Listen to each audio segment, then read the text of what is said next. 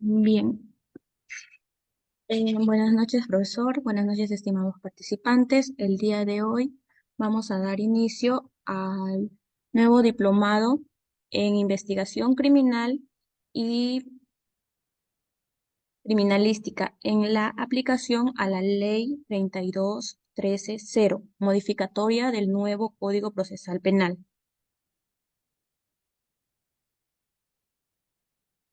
Para ello, agradeceremos al Grupo ESIEP, que es la institución que está organizando el diplomado del día de hoy.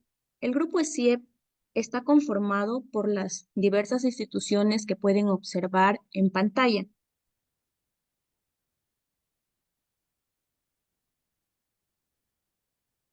Asimismo, el docente que llevará a cabo el diplomado es el magíster Gustavo Eduardo Arroyo Torres, perito criminalístico y abogado. También les voy a brindar unas pautas para que tengan en cuenta durante esta y las siguientes sesiones. Bien, es muy importante levantar la mano eh, para poder participar. Pues en Zoom encontramos un sticker, ¿no? Donde podemos levantar la mano o un icono, por así decirlo, para poder participar y no interrumpir al docente. También otro punto es mantener las cámaras apagadas y audio en silencio, ya que a veces encontramos mucha interferencia. Y por otro lado, cualquier pregunta relacionada con el material o el acceso al aula virtual, por favor, comentarlo con su asesor de ventas. Bien, ahora le cederé el pase al profesor Gustavo Arroyo. Muchas gracias. Muchas gracias a usted, señorita. Bueno, vamos a comenzar con este diplomado tan importante. Esta primera clase es una clase inductiva, especialmente para entrar en contexto en lo que viene este diplomado sobre investigación criminal, criminalística, criminología, inteligencia policial también, ¿ya? Y con algunos puntos que son necesarios tratar previo a la norma que ha retornado la Facultad de Investigación a la Policía Nacional, ¿ya? Yo también voy a admitir a todos los participantes que vayan a ir entrando. Entonces vamos un momentito a ir compartiendo las diapositivas del día de hoy. Un momento, por favor.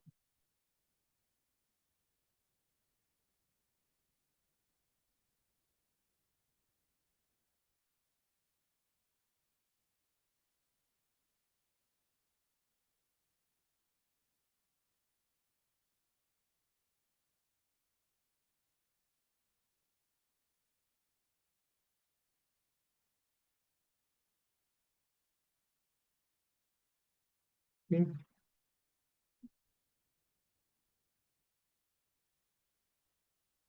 Ya, ya se apagó. Sí. A ver, un Se momentito. desconectó.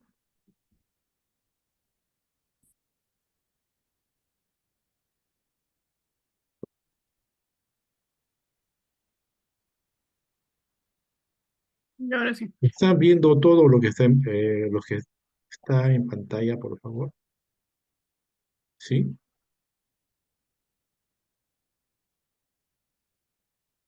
Quisiera saber si están viendo lo que está en pantalla, por favor. Sí, profesor, sí se logra observar. Gracias.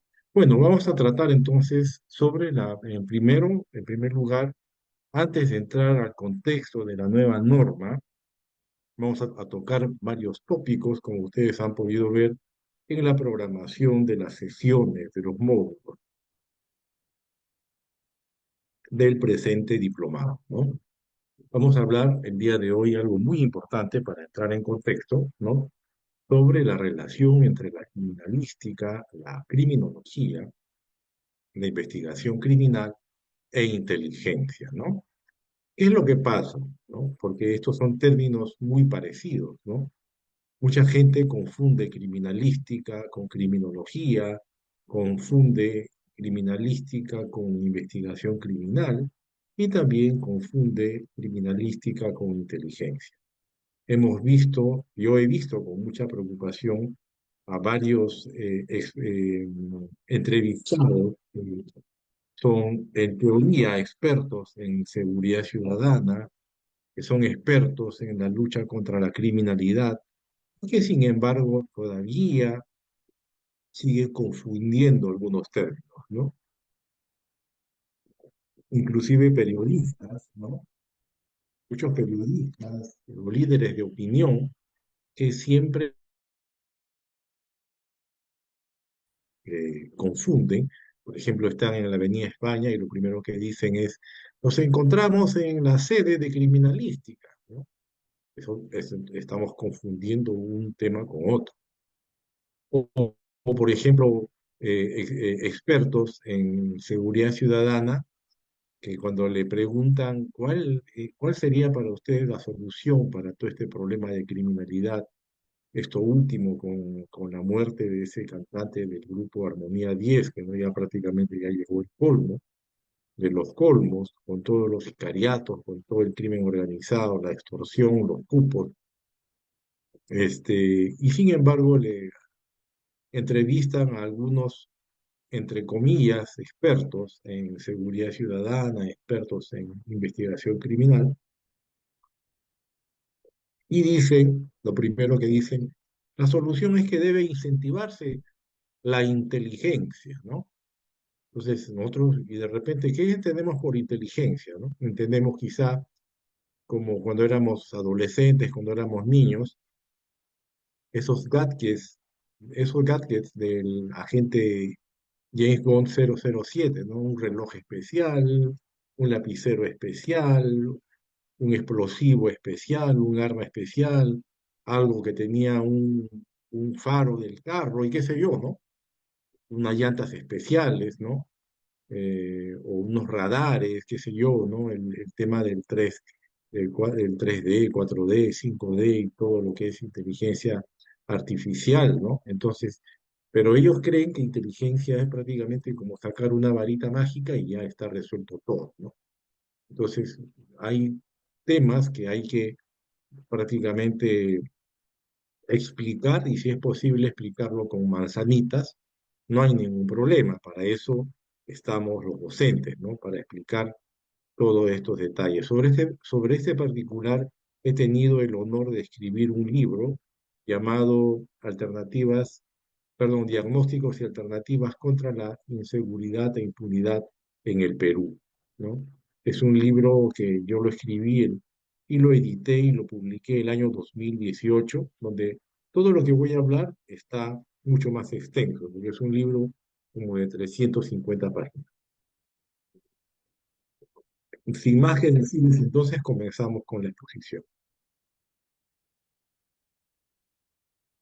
La criminalística, ¿no? Para comenzar, la criminalística es la ciencia que se apoya de otras ciencias, ¿ya? Conocimientos, de otras ciencias, conocimientos, disciplinas, ¿ya? Eh, Artes u oficios cuyas técnicas y métodos son aplicables directamente al indicio y o evidencia material. Aquí hay que establecer cuál es la diferencia entre un indicio y cuál es la diferencia entre una evidencia, ¿no? Vamos a darles un pequeño ejemplo para que todo esto quede graficado rapidito, nada más sin pensarlo mucho. ¿Cuál sería un indicio? Las gotitas de sangre que siguen una dirección, ¿no? ¿Ya? ¿Y cuál sería la evidencia? El cuerpo sin vida, el occiso, como le llamamos los peritos, o sea, el cadáver, el occiso es cuando muere a consecuencia de un delito, ¿no? Que supongamos está debajo de la cama o está tirado en una sala, ¿no? Eso ya sería la evidencia, ¿entienden? Una cosa es indicio, que son los rastros que están orientados a descubrir una evidencia. Entonces, la criminalística es aplicada a la evidencia material hallados en la escena del crimen para poder aportar elementos de juicio sobre la comisión de un hecho considerado como delito y poder identificar a los presuntos responsables del mismo, ¿no? Aportando pruebas que determinen su grado de participación. Ustedes dirán, pero ¿por qué es importante la criminalística, no? Basta si la policía lo encontró con las manos en la masa, ¿ya qué necesidad tenemos de criminalística? Decimos, ¿no? De repente los que no conocen, ¿no?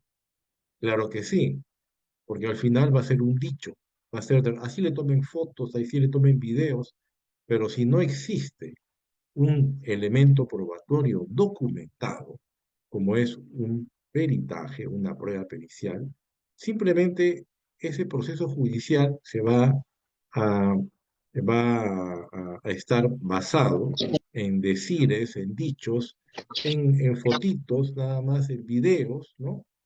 Eh, pero que no se llega a establecer científicamente el detalle de cada uno, ¿no? Por ejemplo, en un homicidio, ¿no? Una prueba balística, una prueba de absorción atómica en las manos del homicida y también del occiso, ¿no? Porque también pudo haber sido un suicidio, y cosas así, ¿no? En una violación, una prueba biológica y todo ello, ¿ya?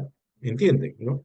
Entonces, la criminalística es responsable de aportar pruebas a los órganos que procuran la administración de justicia. En primera instancia, la policía, después el Ministerio Público y lo más importante, el Poder Judicial. Y el objetivo es la búsqueda de la verdad, ¿no? Lo que se quiere con la criminalística es la verdad de los hechos. Duela a quien le duela. Puede ser una verdad que conlleva a una eh, a la culpabilidad o una verdad que conlleva a la inocencia, ¿no? Puede ser absuelto también en base a la criminalística. Tenemos dentro de la criminalística, ¿ya?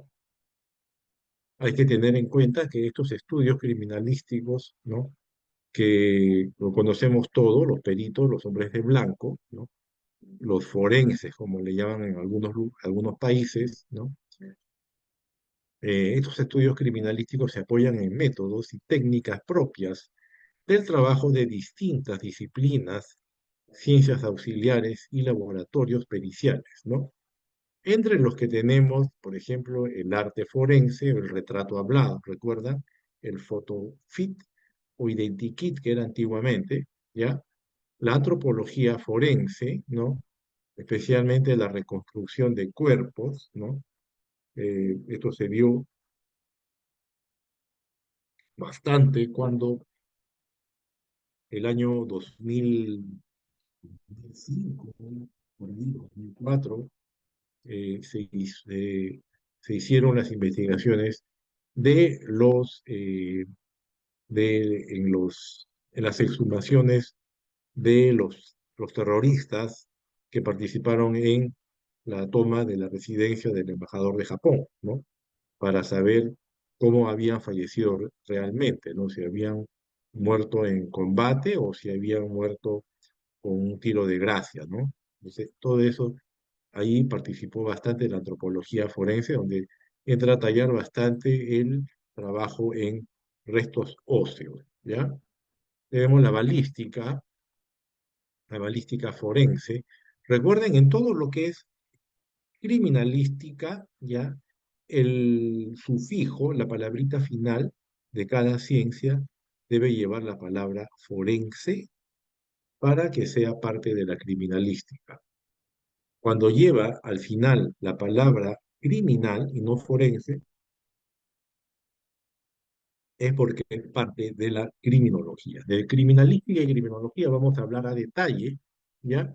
Durante el presente diplomado. Lo que estamos tratando ahora es un avance nada más, ¿ya? Entonces tenemos la antropología forense, la balística, muy interesante, especialmente para determinar, especialmente investigación de homicidios, suicidios, la proyección y la trayectoria de los proyectiles de arma de fuego y el famoso sistema IBIS, que es una especie del AFIS, pero que lo hacen en las líneas helicoidales del proyectil que sale del cartucho, ¿no? Y también en la culata del cartucho, ¿no? En base a esos estudios se pueden determinar la procedencia del arma, es una conexión entre el proyectil y el arma. Y con el sistema IBIS, la idea es que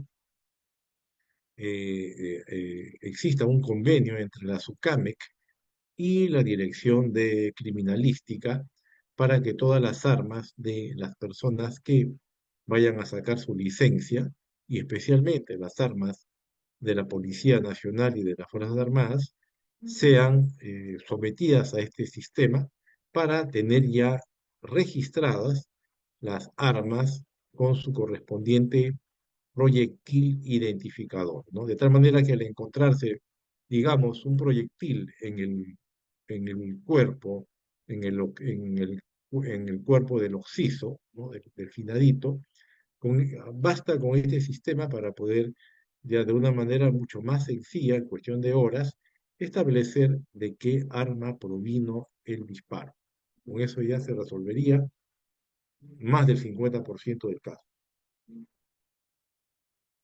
Dactiloscopía también tenemos, especialmente de las impresiones dactilares, ¿no? No solamente de los dedos, de las palmas, de las plantas, ¿no?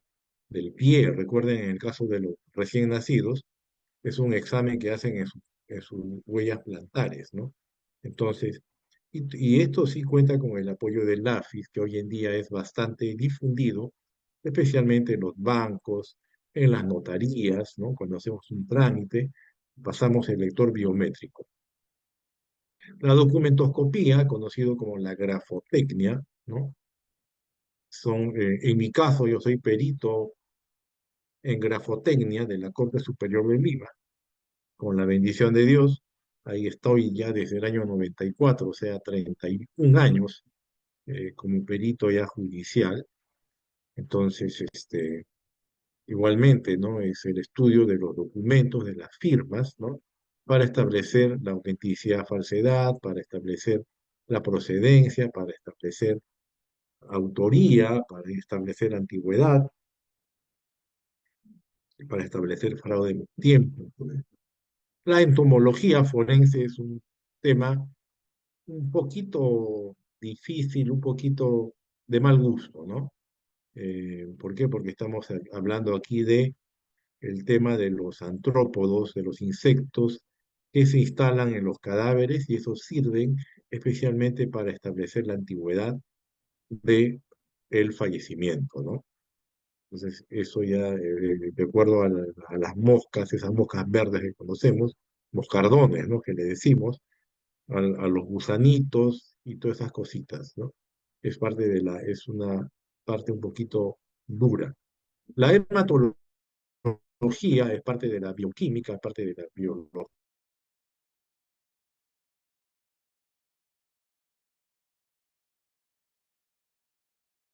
El estudio de forense, ¿ya? Ustedes dirán, pero ¿qué tiene que ver incendio, no? Eh, Qué raro, ¿no? Eso no lo ven los bomberos, ¿no? De repente pensamos así, ¿no? Incendios, claro, los bomberos son para prevenir incendios, ¿no? Pero los peritos no son para prevenir, son los que aparecen después de que ya ocurrió un hecho, ¿entiendes? ¿Entienden? Entonces, el perito, en el caso de incendios y explosivos, es para establecer eh, qué fue lo que ocurrió realmente, si fue el incendio provocado, si fue una explosión o una implosión, ¿no?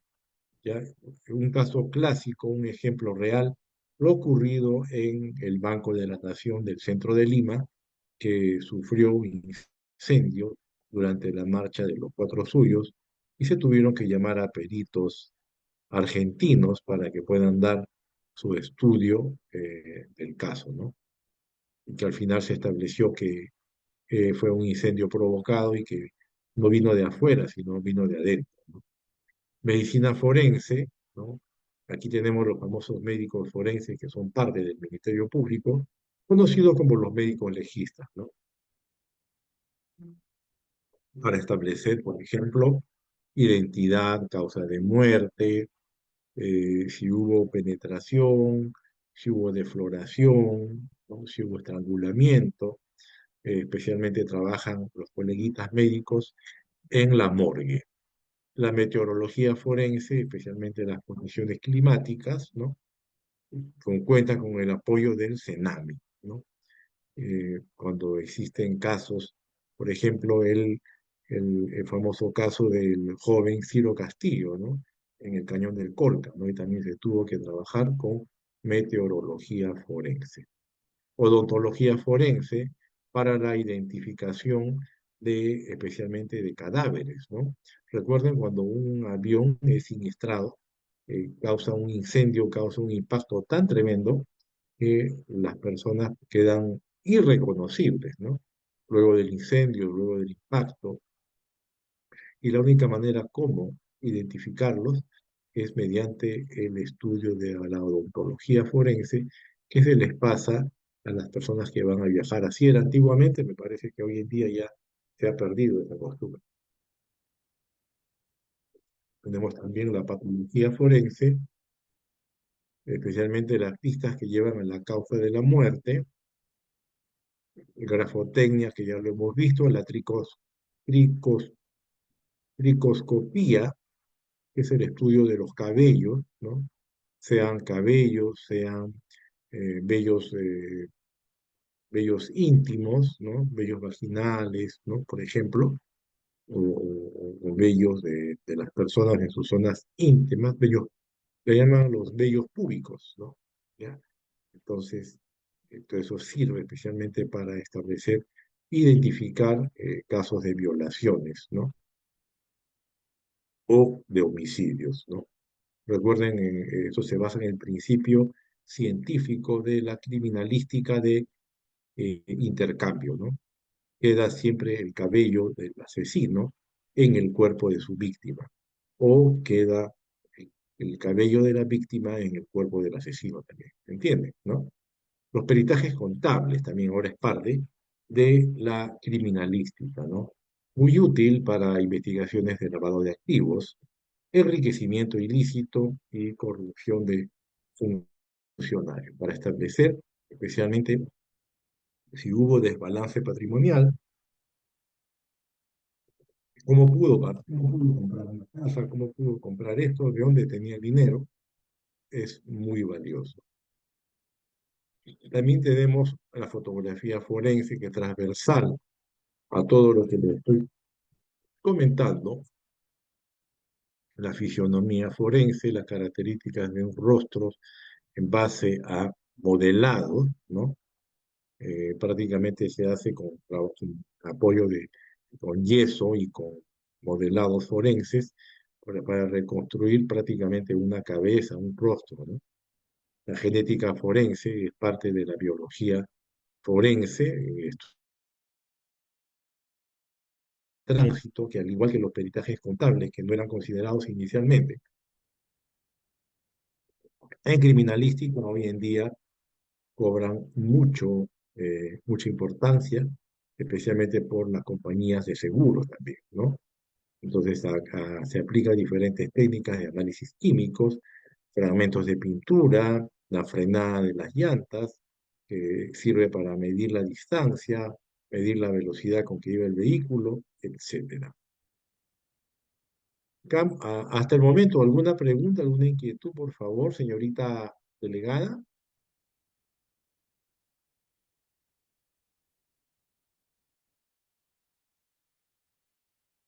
¿Aló?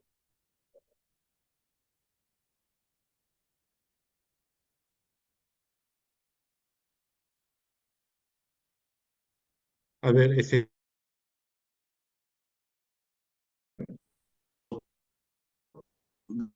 por buenas su tardes. ponencia. Buenas tardes, doctor. Gracias por su ponencia muy ilustrativa. Doctor, solamente en acerca del médico forense, ¿no? Eh, en el levantamiento de en Andahuaylazo por Antauro Humala, como ya bien sabemos por las noticias y la historia, ¿qué peritajes, no, se involucraron para determinar responsabilidades? O sea, ahí qué es lo que se toma, porque justamente en las noticias se veía de que un forense decía una cosa y el otro forense decía otra cosa. Entonces, ¿quién determina a ciencia cierta los hechos veraces para poder determinar el futuro y la decisión condenatoria de este personaje? Gracias, doctor, por su respuesta. Bueno, gracias. Mucha gente se pregunta, ¿no? Hoy en día, ¿y por qué el Ministerio Público y el Poder Judicial, por qué liberan a los delincuentes, ¿no? Si todo está grabado, dicen, todo está probado, no hay testigos y todo lo demás.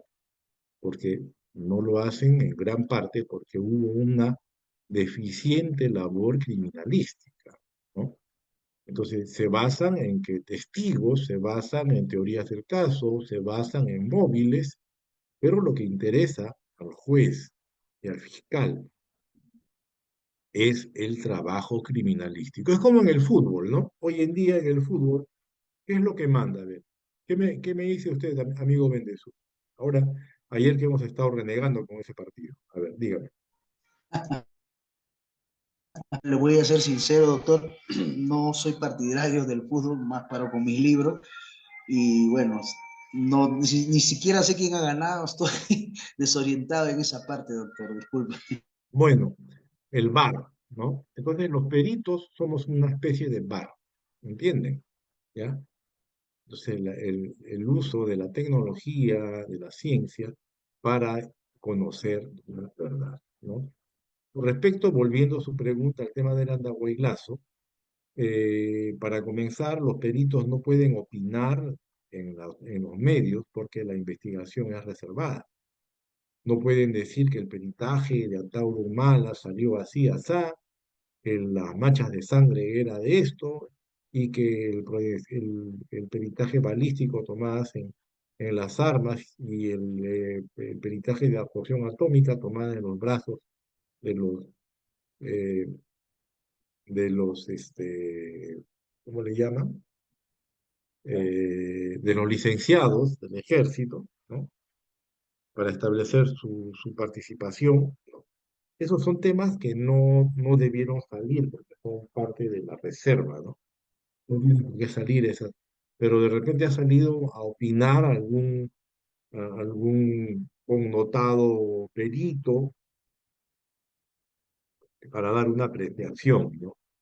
Pero como les digo, el problema que existe en el Perú es que no hay una buena criminalística adecuada, no hay una criminalística organizada, no hay una criminalística en todas partes, no están bien implementados, no es oportuno, y por esas razones, en muchos casos, ah, eh, los delitos quedan impunes, ¿no? Justamente por una deficiencia de la criminalística. Estimado amigo Bendezú, vamos a continuar con la exposición, ¿ya? Muchas gracias, doctor, por su respuesta. A usted, muchas gracias por su inquietud. Entonces tenemos los campos de aplicación de la criminalística de campo, que es la famosa escena del crimen, la criminalística de laboratorio, ¿ya? Que son el análisis de la evidencia, y la identificación humana, que es el sistema dactiloscópico y el método de identificación por la voz, ¿no? Tenemos acá los peritajes de audio, peritajes dactiloscópicos, el famoso eh, AFIS, ¿no? Que son los peritajes de identificación humana en base a al estudio biométrico computarizado que se hace a las impresiones dactilares. Criminalística de campo, tenemos acá algunas imágenes para que no se aburran. Miren, esta es una escena del crimen en una playa, ¿no? Tenemos ahí un occiso y una occisa, ¿no? Dentro de un vehículo. qué habrían estado haciendo, eso no interesa, lo que interesa es el tema criminalístico. Tenemos el fiscal, la secretaria del fiscal, los peritos forenses, el pesquisa de homicidios, como ustedes pueden ver, personal de la comisaría haciendo la protección de la escena, ¿no?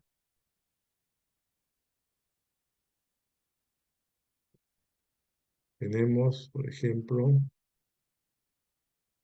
estoy admitiendo a los compañeros, ¿ya? Para que todos estén contentos y felices. En un campo abierto tenemos, por ejemplo, la escena del crimen.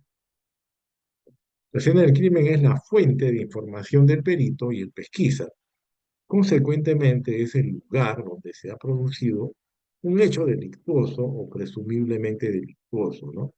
Que amerita una adecuada investigación, teniéndose en cuenta principios fundamentales de la criminalística, como ya les comenté, el de intercambio y la correspondencia de características. Tenemos aquí, por ejemplo, el campo abierto, ¿no? Tenemos en una carretera, si no me equivoco, es la Panamericana Antigua, ¿no? Me parece que esta es la Panamericana Antigua, que está lo que se conoce como el Serpentín, ¿no? El Serpentín de Pasamayo, creo, ¿no? ¿Lo ven? En un lugar cerrado, dentro de una habitación, una presunta suicida. Ven ustedes, a su mano derecha hay un arma, ¿no? Pero esto prácticamente es materia de una investigación, porque si ella se ha suicidado, entonces el arma no debería estar en sus manos, pues, porque una vez que ha disparado, automáticamente pierde la vida, pierde las facultades, ¿no? Y el arma queda pues en otro lado, no va a quedar en la mano, no se va a disparar y bajar la mano, pues, ¿no? Entonces, es materia de investigación, ¿no? Tenemos acá botellas, presumiblemente han podido contener veneno, hay que buscar los casquillos en el lugar de los hechos. La inspección criminalística es el conjunto de observaciones, comprobaciones y operaciones que se realizan en la escena del crimen, ¿ya? Y que permiten el esclarecimiento de una investigación que puede o no ser considerada como delito.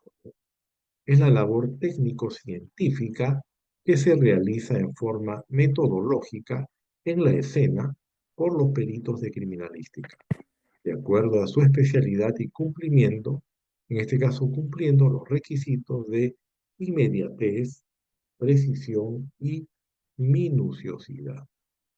La inspección criminalística permite buscar, encontrar, perennizar y recoger los indicios y o evidencias con el fin de establecer qué, quién, dónde, cuándo, con qué y cómo. Y estas son las preguntas claves, ¿ya?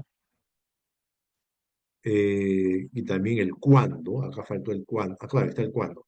Son las preguntas claves de la criminalística y de la investigación criminal, ¿no? También hay otras dos preguntas que no están dentro de este listado, que es el por qué y para qué, ¿no? Eso ya lo responde la criminología, eso lo veremos después, ¿ya? Entonces, Edmund Lockhart, que es el padre de la criminalística, que fue un juez francés del siglo XIX y comienzos del siglo XX, fines del XIX y comienzos del XX, refería que los indicios, huellas y o evidencias son mudos testigos que se encuentran en la escena y que no mienten. Ese es un viejo adagio de los tantos que nos dio el maestro Edmund Lockhart. Tenemos una escena protegida adecuadamente, como ustedes pueden ver, el acordonamiento por parte de el personal de las comisarías del lugar, ¿no? Que inmediatamente actuó y evitó que los curiosos puedan acercarse, malogrando la escena, contaminándola, o quizás el mismo autor se acerca para eliminar algo que lo pueda delatar. Una escena de crimen contaminada, todo el mundo lo pisoteó, todo el mundo agarró las prendas, agarró hasta de repente el reloj, el anillo del occiso, el celular, hoy en día muy, muy codiciado, ¿no? Entonces, esta es una escena del crimen contaminada. La perenización mediante fotografías, mediante la colocación de numerales, carteles con números, fotografías, videos, croquis, ¿no?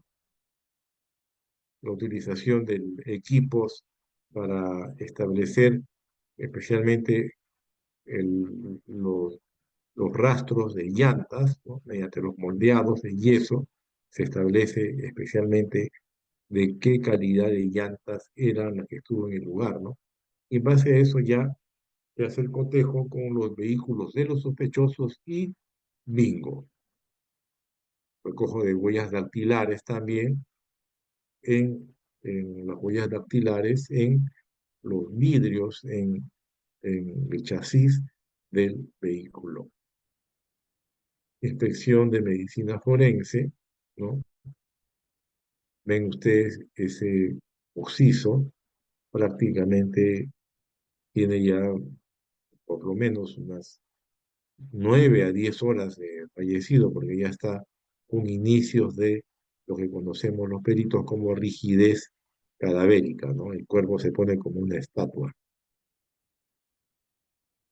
El laboratorio móvil en la escena del crimen, ¿no? Con todos los reactivos, los peritos tienen que tener mucho cuidado al utilizar estos reactivos, ¿ya? En virtud por temas de bioseguridad. Deben estar con guantes, con mascarillas, porque muchos de estos reactivos lamentablemente tienen productos cancerígenos y que a la larga, no inmediatamente, sino después de más de 5, 7, 10 años, aparecen las secuelas. Tenemos la cadena de custodia, cómo se inicia la cadena de custodia mediante estos sobres de bolsa, ¿no?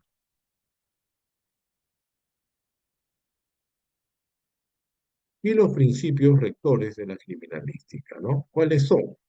En primer lugar, el preservar la intangibilidad de la escena y evitar su contaminación.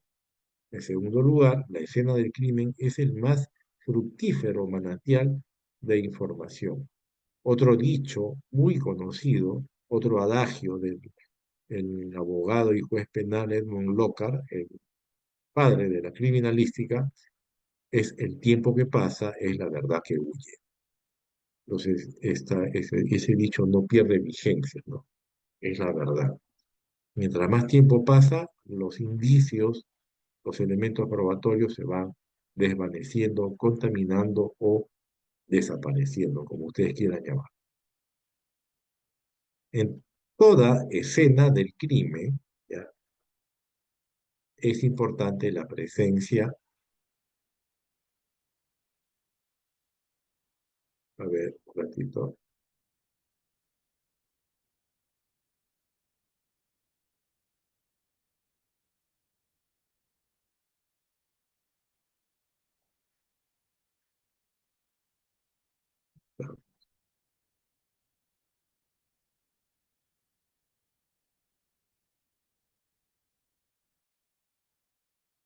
a ver si- ¿Me están viendo?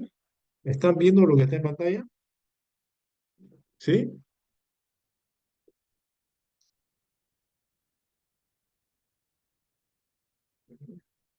Esto. Están viendo y escuchándome. Siempre es bueno estar así porque a veces uno puede estar hablando como loro y está hablando al vacío. ¿Me responden por favor en el chat?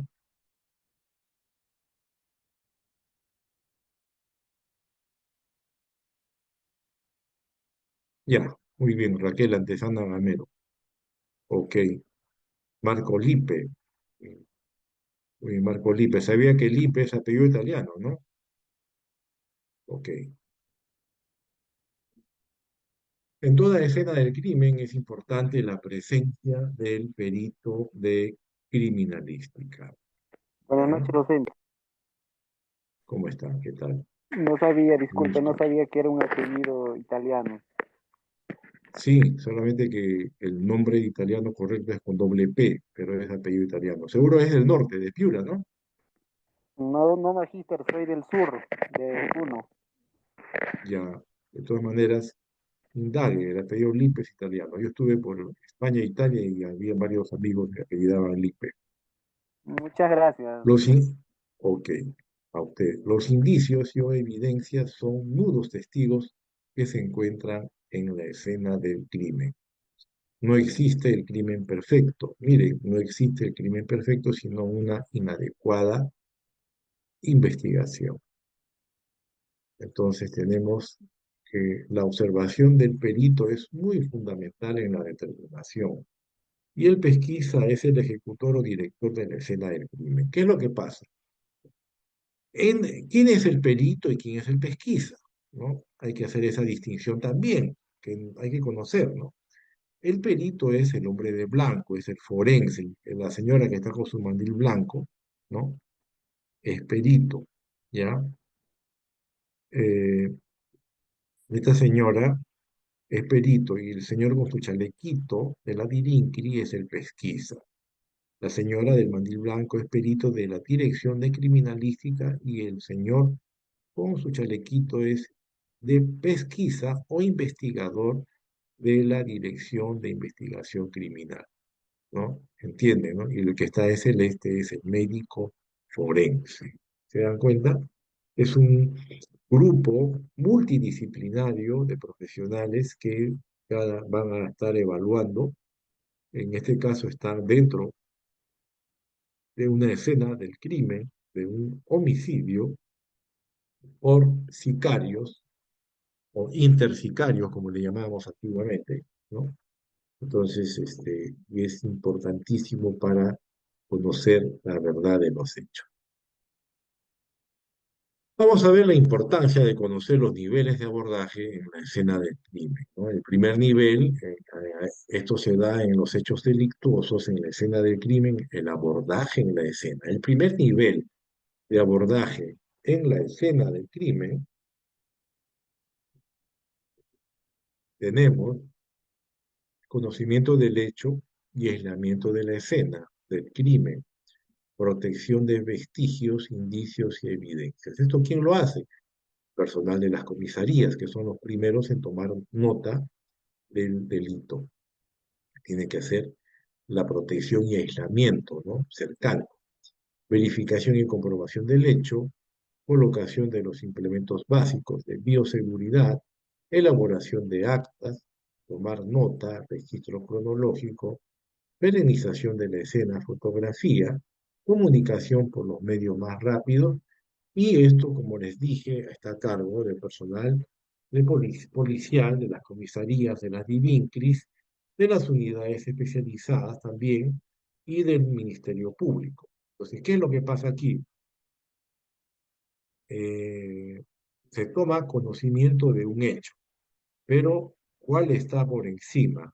Dentro de el derecho tenemos eh, varias prioridades, varios escalones de importancia, ¿no? Lo primero es la vida, lo segundo es la salud, y recién más abajo de eso está la libertad, de ahí sigue el patrimonio y de ahí sigue ya la correcta administración de justicia. ¿Qué pasaría si el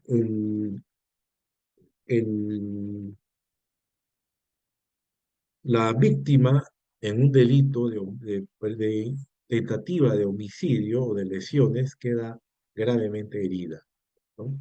Lo primero que tienen que hacer es llevarlo a un centro médico, a un clínica, a un hospital, a un policlínico, ¿no? O a un médico particular, para que le salve la vida, ¿entiende? ¿No? Entonces, no pueden dejar que se muera hasta que venga el fiscal y haga el levantamiento del cadáver y todo eso. No, tienen que salvar la vida. ¿Qué tal si esta persona se defendió con su arma del sicario, o sea, con su arma y disparó al sicario. Y el sicario también quedó gravemente herido. Por más delincuente que sea, también el sicario tiene derecho a una atención médica, ¿no? ¿Entienden? Entonces, después ya se hacen las investigaciones, ¿no? A eso me estaba refiriendo. El segundo nivel del abordaje de la escena del crimen es la llegada de los peritos, ¿no? Espera y llegada del perito y el representante del Ministerio Público, ¿no? Se hace conocimiento de toda la información recabada, fotografías, videos, datos solo curiosos, testigos, ¿no? Croquis, y se hace por parte de el perito, el jefe de lo que es escena del crimen, hacen el planeamiento de la inspección criminalística, ¿no? ¿Qué tipo de peritos se van a necesitar? Peritos biólogos, peritos químicos, peritos grafotécnicos, ¿no? Peritos balísticos, y llegan a la escena. En este caso es una escena cerrada dentro de un inmueble. En tercer nivel tenemos el ingreso a la escena del crimen, ¿no?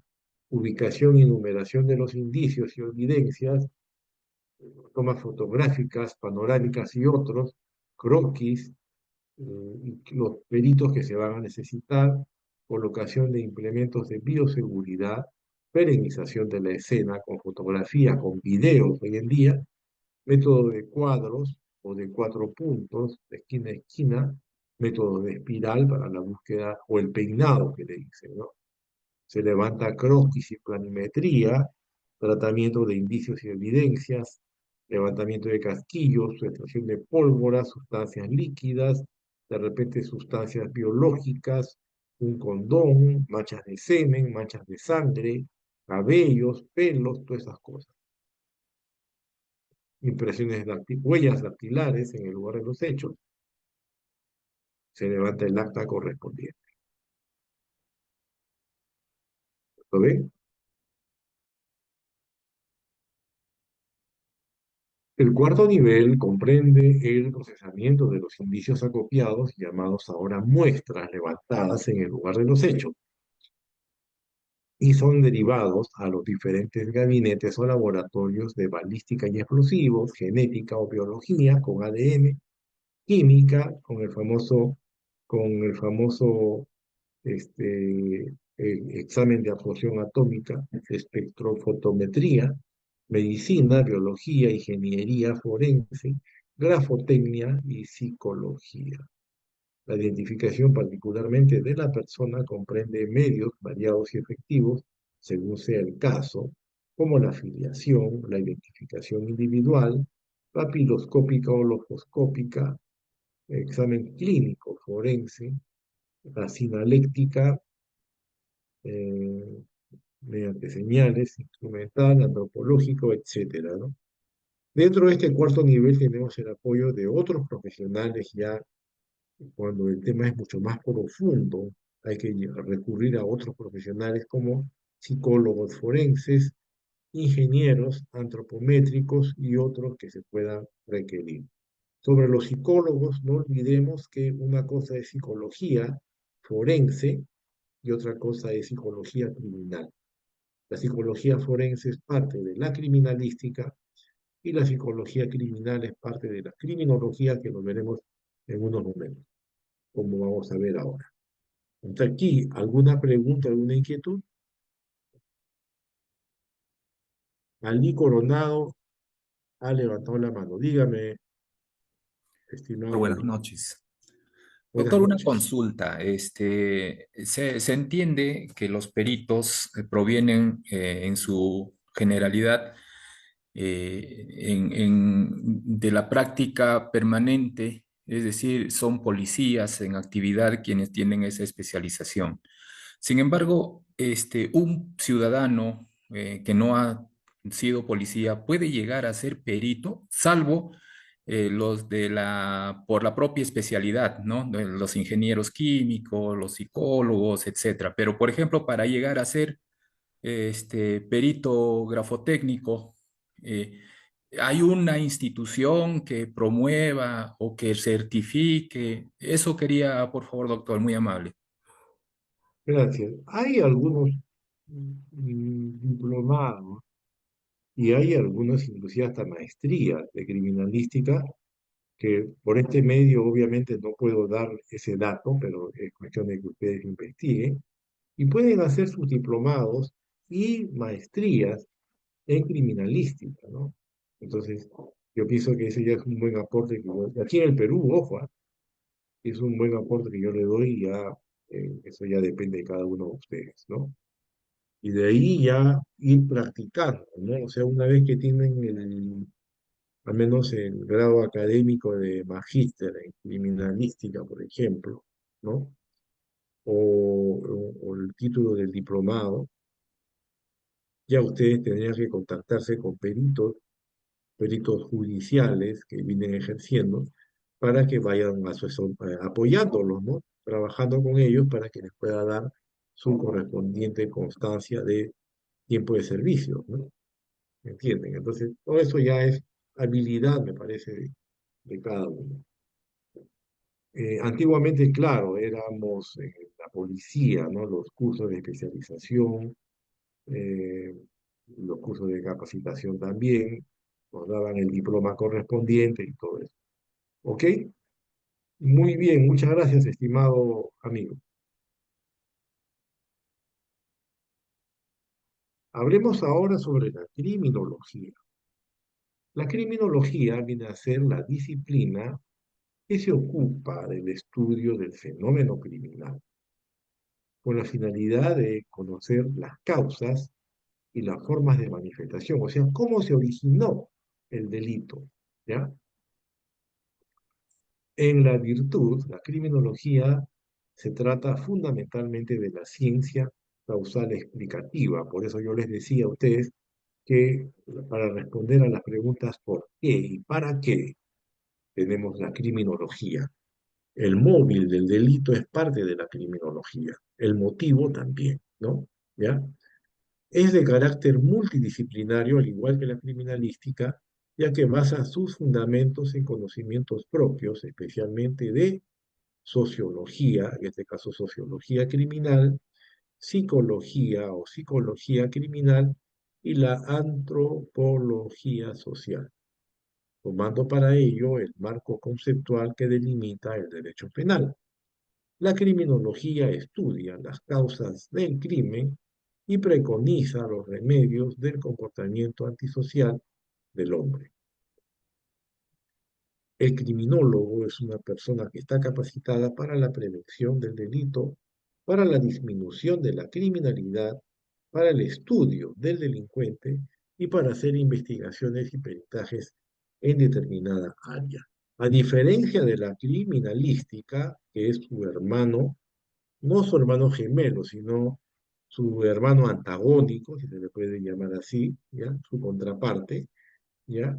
La criminología es interesante porque también apoya en lo que es la prevención del delito, el mapa del delito según el Observatorio del Crimen del Ministerio Público, o el mapa de calor según lo que viene trabajando la Policía Nacional para prevenir los lugares donde se producen conflictos o delitos, ¿no? Poder identificarlo en temporalidad y también en zonas geográficas, ¿no?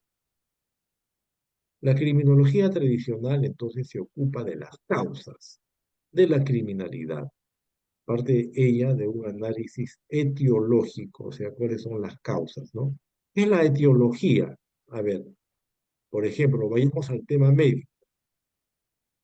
Supongamos que yo constantemente tengo fluidos nasales, me resfrío, tengo una rinitis y todo lo demás, ¿no? La etiología, ¿cuál es? La causa, ¿no? ¿Por qué tengo todo eso? Entonces, el médico me podrá dar eh, pastillas antialérgicas, ¿no? Pero eso es un paliativo nada más, ¿no? un médico más acucioso vendría a mi casa, a ver, quiero ver su dormitorio, ¿no? ¿Usted dónde duerme? Ah, pero ¿y ese perro que tiene usted ahí, con su camita de perro, en dónde duerme el perro? Ah, no, duerme conmigo, pobrecito, el perrito. Ah, ya. Le hace un análisis alergénico y va a provenir su alergia, su rinitis, las mucosidades de una alergia al pelo del perro, por ejemplo, ¿no? Ese es en sí, para darles un ejemplo, un análisis etiológico desde el punto de vista médico. Del punto de vista criminal, también es un análisis etiológico de los comportamientos delictivos sometidos al estudio de la criminología. De allí, ya, el fin que se busca con el estudio de los orígenes del delito sea netamente preventivo. Lo que les decía, utilizando los mecanismos que están al alcance de ella para su solución y así también prevenir las conductas desviadas mediante política criminal, política de Estado, de tratamiento para el delincuente y de prevención anterior para el resto de la sociedad. Será el fin actual de la criminología. Entonces tenemos, a ver, por ejemplo, ustedes recuerdan esos comerciales que estuvieron de moda a comienzos de los años 2000. Yo sé, había una canción que decía, yo sé cuidar mi cuerpo, ¿no? ¿Entienden? Entonces, esos son mensajes subliminales, ¿no? Para evitar o prevenir los delitos de violación sexual, tocamiento indebido y todas estas cosas, ¿no? ¿Ya? Todo tiene su razón y es parte de la criminología, ya no es la criminalística. La criminalística, por eso a los peritos, como quien dice, en muchos casos nos llaman como si fuéramos los gallinazos o los buitres, ¿no? Que aparecemos después que ya hay un muertito, un occiso, ¿no? ¿Entienden? A diferencia de repente del escuadrón del 105, escuadrón de emergencia, que son los que van a prevenir un accidente, a prevenir gente que se quiera suicidar, gente que está colgada de una ventana, ¿no? ¿Entiendes? O gente que pueda suicidarse o caerse del acantilado de Chorrillos, ¿no? De la Costa Verde, ¿no? ¿Entiendes, no? El perito no, el perito llega cuando ya ocurrieron lamentablemente las cosas, ¿no? Pero esta prevención anterior también es el fin actual de la criminología. Por eso hoy en día la criminología cobra bastante importancia, ¿no? Por ejemplo, a ver, yo les voy a poner, vamos a poner un participante de lo que estuvo conversando conmigo hace un momento. A ver, a ver. La señorita Yadira se encontrará.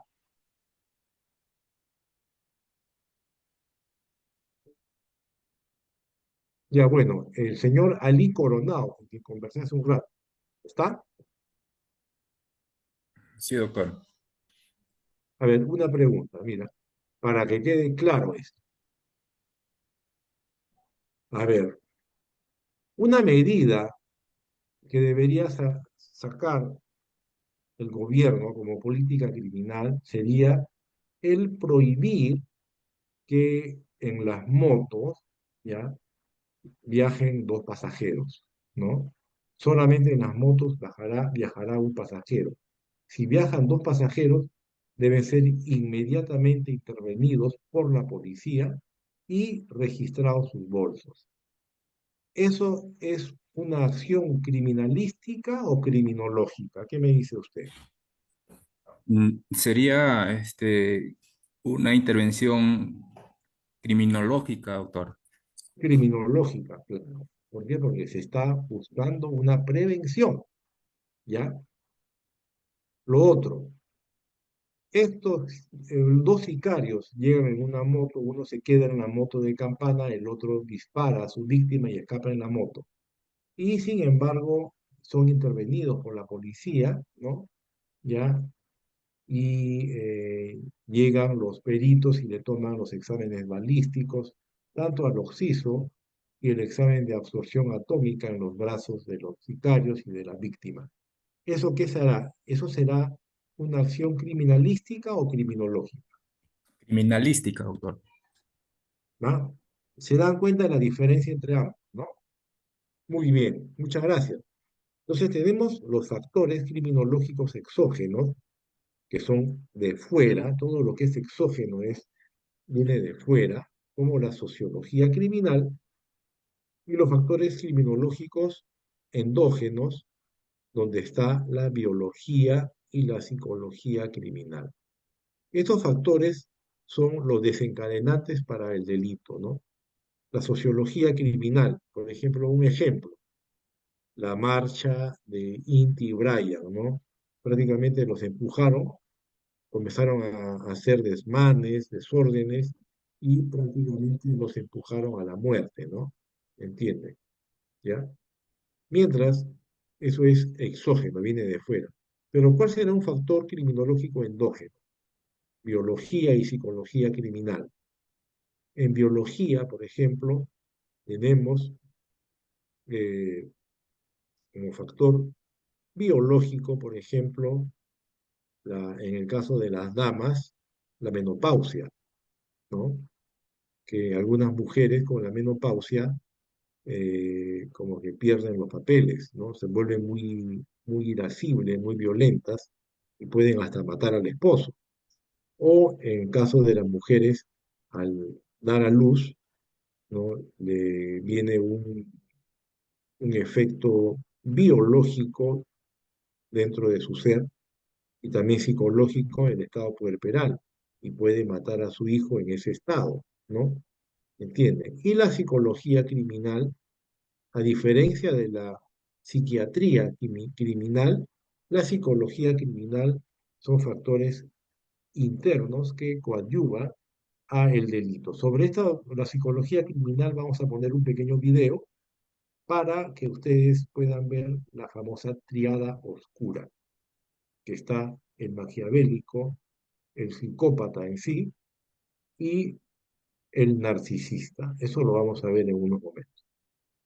Vamos a ver ahora qué es lo que estudia la criminología. El delincuente y la víctima. El delincuente es quien delinque, es decir, quien comete un delito, el quebrantamiento de la ley.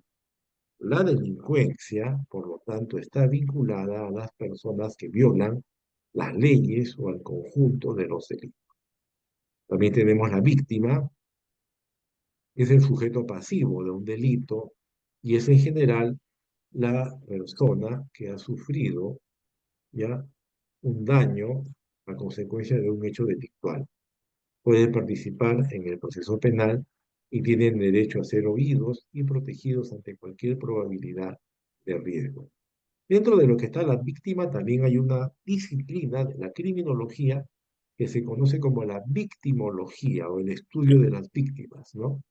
Tenemos la victimología primaria, victimología secundaria e inclusive victimología terciaria. Eso también vamos a hablarlo. El famoso control social, ¿no? Es por parte del gobierno, ¿no? Especialmente las políticas públicas, como ahora está de moda, ¿no?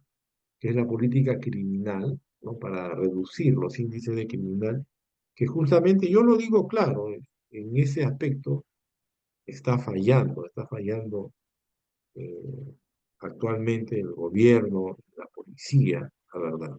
Inclusive los órganos de, de justicia, como el Ministerio Público y el Poder Judicial. El control social se divide en dos tipos: control social formal, por parte del Estado, las leyes, las normas, las prohibiciones, y el control social informal, ejercido por la sociedad, por la familia, por ejemplo, las normas internas propias de índole moral, ¿ya? Entonces, el control social, esto ya, vamos, es lo que ya les he explicado. La conducta antisocial y el delito, ¿no? Es distinta una conducta antisocial que está quebrantando el deber ser, está quebrantando lo correcto. Pero hay muchas conductas antisociales que de por sí no son delitos. Antiguamente sí lo fueron, hoy en día no. Vamos entonces a entrar en participación con una señorita. Fiorella Mendoza estará,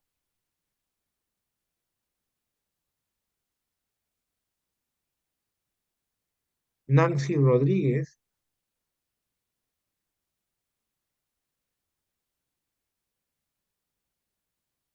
Raquel Antesana,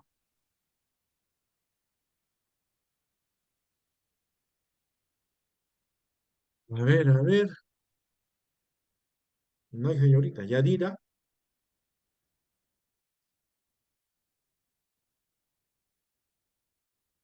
¿qué Presente. pasó? Señorita Yadira, ¿cómo está usted? Buenas noches. Sí, buenas noches, maestro. ¿Cómo está? ¿Qué tal? ¿Ya? Entonces tenemos una conducta antisocial que no es delito, que no es correcta. Dígame usted, a ver, ¿el adulterio es una conducta antisocial o no? ¿Qué me dice?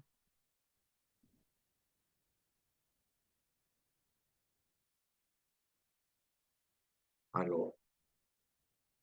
Sí, si el adulterio es una conducta antisocial, ¿Ah? eh, creo que sí. Claro, es una conducta antisocial, ¿no? ¿Ya? ¿Pero es delito? No es delito, pero en casos de vía civil, bueno, sirve, ¿no? Para las reparaciones. Claro. Antiguamente fue delito. Hasta el año 1990 fue delito. Del año 91 para adelante ya dejó de considerarse delito al adulterio. ¿Ya? ¿Entiende? ¿Ya? Entonces,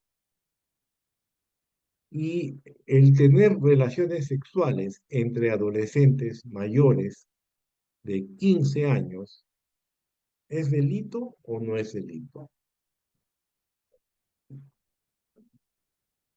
¿Qué me dice usted? De adolescentes. Sí, mm, No, bueno, si es entre adolescentes, no es delito, doctor, claro, porque si son, menores. si fueran menores de 14, ahí sí sería delito. Eso está en la jurisprudencia de la Corte Suprema, ¿eh? Ya, entonces hay que tener en cuenta que no toda conducta antisocial es delito, pero sí pueden provocar, ¿no? Y un adulterio de un colerón, el esposo mata a la mujer adúltera y a su pareja ocasional, entonces ya se convierte en delito, pero ya el delito que de homicidio, ¿no? Homicidio pasional, ¿no? Entonces, son factores que contribuyen al delito. Hemos conversado, muchas gracias, señorita, muchas gracias por su participación.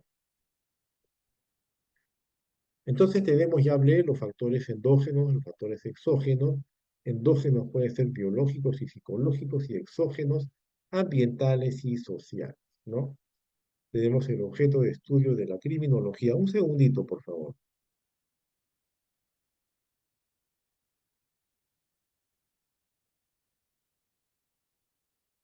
Un segundito, un segundito.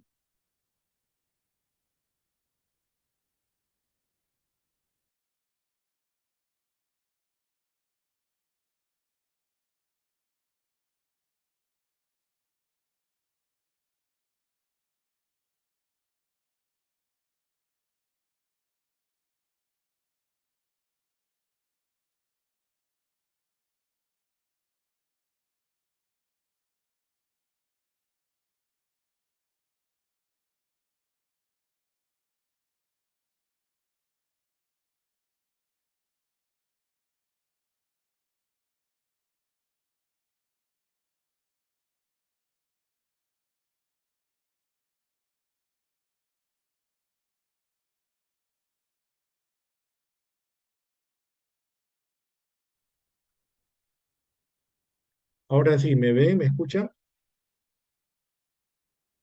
¿Sí? Sí, maestro. Ok, gracias, señorita. Entonces tenemos el objeto de estudio de la criminología, el fenómeno criminal, el crimen, el criminal en sí, la criminalidad, la víctima y el control social que ya hemos conversado. El control social es parte de las políticas públicas del Estado que lo convierten en leyes y son sancionadas, no solamente de manera penal, también de manera administrativa o civil, ¿no? Por ejemplo, una grúa que se puede llevar tu carro y tú no puedes hacer nada al respecto, ¿no? Esa es parte también del control social, ¿no? Por estar mal estacionado, las multas de tránsito, los controles de la municipalidad, los controles de SUNAT, etcétera. El fenómeno criminal, tenemos el crimen para buscar la prevención social del crimen, el criminal con la criminología clínica, que se le considera criminal como un enfermo, la criminalidad, tenemos la cifra oficial, cifra negra, oficial, cifra dorada, de las conductas peligrosas y la víctima y el control social que vamos a hablar. El crimen, tenemos aquí la conducta antisocial propiamente dicha, ¿no? Que es parte del derecho penal como un delito. El delito es la acción u omisión que sancionan las leyes penales. Todo esto se va a hablar durante el diplomado con mayor detenimiento.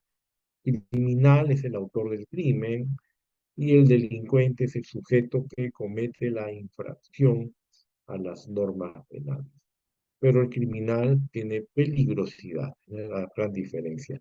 La criminalidad es el conjunto de conductas antisociales que se cometen en un tiempo y lugar determinado. La delincuencia es el conjunto de delitos cometidos en una zona geográfica determinada.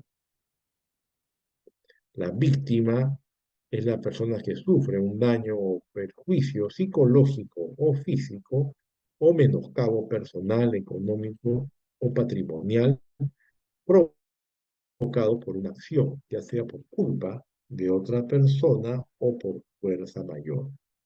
Es la persona que directa o indirectamente resiente el daño causado, causa del delito y de la conducta antisocial.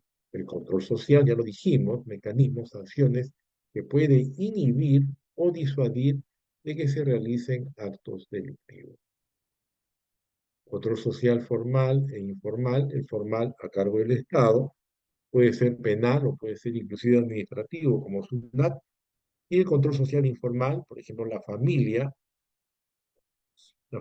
que impide, por ejemplo, que se casen entre primos hermanos, o impiden eh, situaciones, por ejemplo, la presencia de alguien que esté mal vestido en un matrimonio, cosas así, ¿no? Son temas ya de control social informal, ¿no?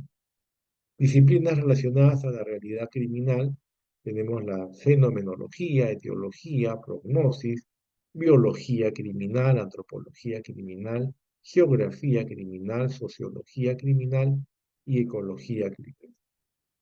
Y ahora tenemos la relación con otras disciplinas no específicamente criminales, como la psicología, psiquiatría, biología, sociología y la etología.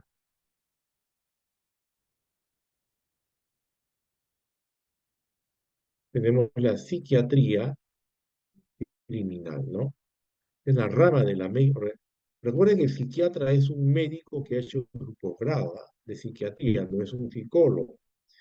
La psiquiatría es la rama de la medicina que estudia la conducta delictiva como resultado de anomalías o trastornos mentales fuera de la realidad. ¿Y a qué busca esto? Prácticamente a que se le excluya de responsabilidad por estar mal de la cabeza, ¿no? Eso es en sí la labor de la psiquiatría forense. La psicología, en cambio, estudia los procesos psicológicos que pueden tener influencia en la conducta del infractor y su personalidad. Hablaremos ahora en estos momentos sobre la tríada oscura, que tiene mucho que ver con la psicología criminal, de criminología, hablamos de la influencia en la conducta del infractor y su personalidad. Personalidad psicopática, y el hecho de ser psicópata no significa que es una persona inimputable, una persona que no va a tener responsabilidad penal. Por el contrario, el psicópata denota mayor peligrosidad, ¿no? Denota mayor inteligencia, inclusive mayor frialdad, ¿no? El hecho de ser psicólogo inclusive perdón, el hecho de ser psicópata inclusive agrava su responsabilidad. Voy a pasar a compartir un video sobre la tríada oscura para que entren en contexto a lo que es la psicología criminal. Tenemos otros videos más, por ejemplo, la teoría de la estupidez, que explica el fenómeno de los famosos Inti Bryan, ¿no? O de la Marcha de los Cuatro Suyos, el año 2000. Todo eso vamos a compartirlo porque son parte de la criminología. Un momentito, por favor.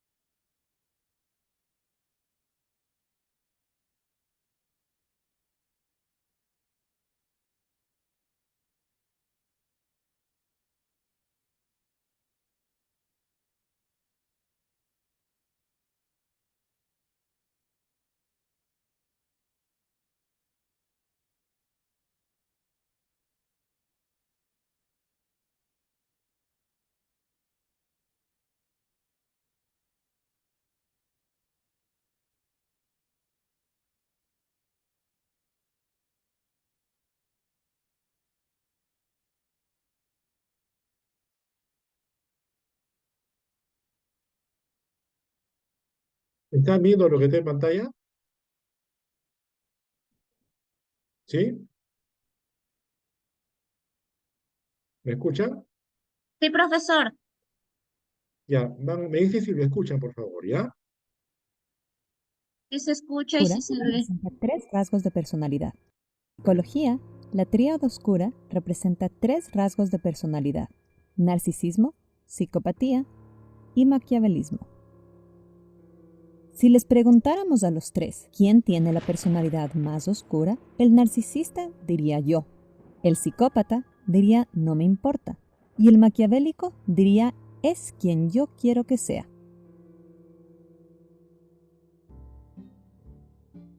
Las personas con puntajes altos en los tres rasgos tienen más probabilidades de cometer delitos y crear problemas sociales graves en la sociedad, las familias y las organizaciones. Esta es la razón por la cual la investigación sobre la tríada oscura se usa ampliamente en la aplicación de la ley, la psicología y los negocios. Aquí hay una revisión general de lo que sabemos. El narcisista muestra grandiosidad, un sentido del derecho y superioridad, y no quiere nada más que admiración. Una vez que obtiene lo que quiere, el narcisista rara vez se interesa por otras personas.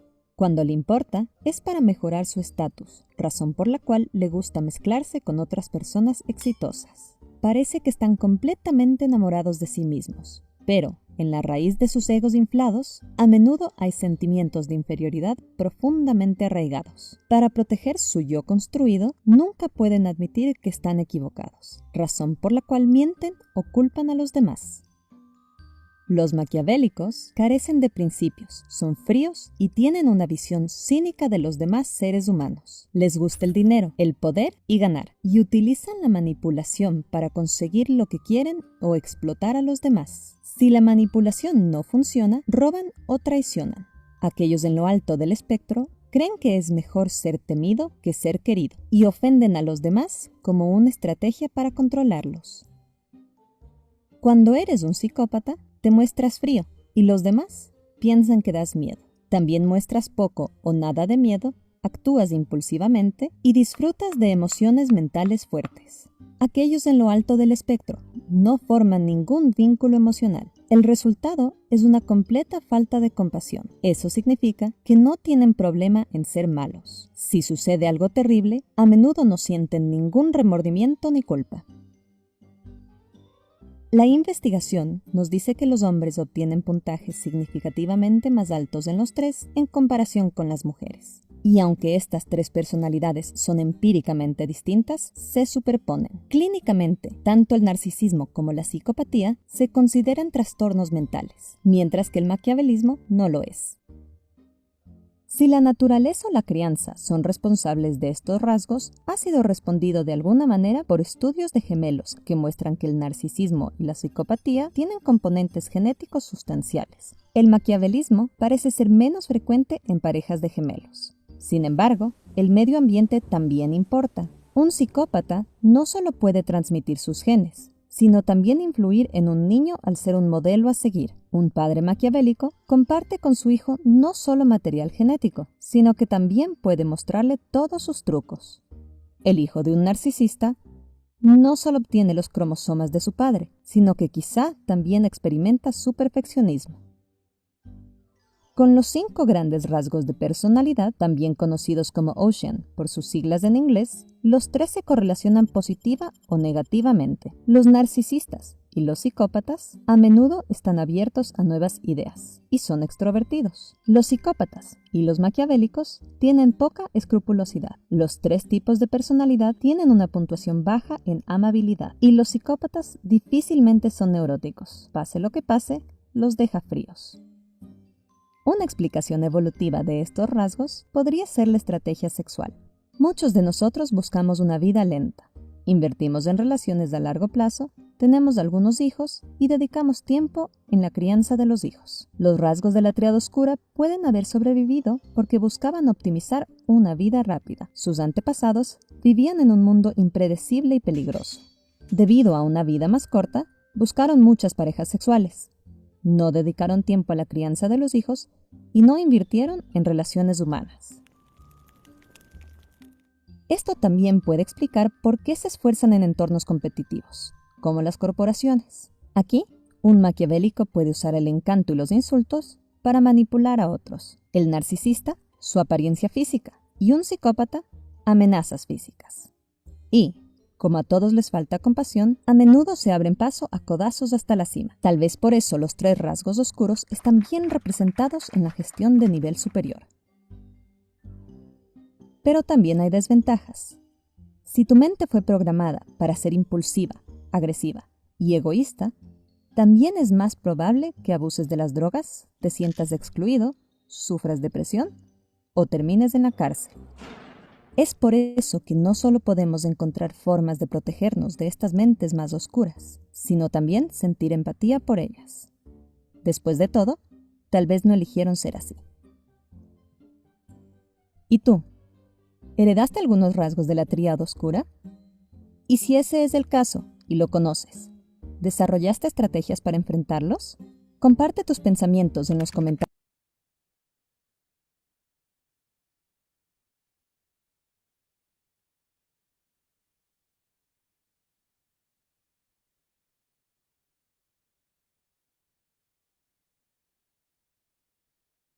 Bueno, ahora sí, continuamos con el diplomado. ¿Qué les pareció el video?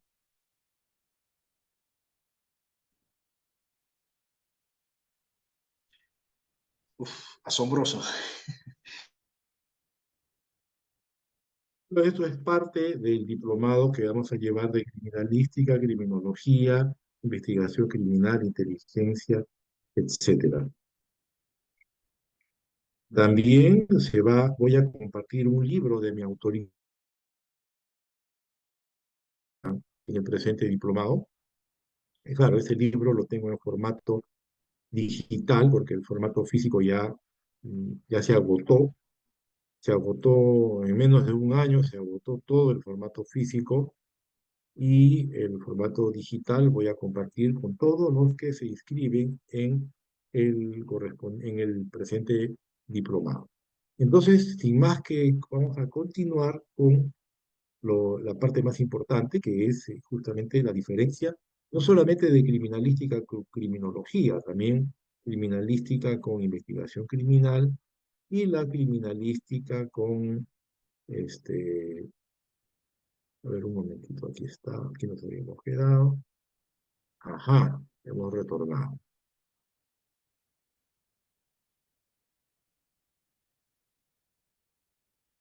Están viendo lo que está en pantalla, ¿no? ¿Sí? Sí, doctor. Ya, entonces vamos a continuar con, ya sabemos lo que es la triada oscura, el narcisista, el psicópata y el maquiavelismo.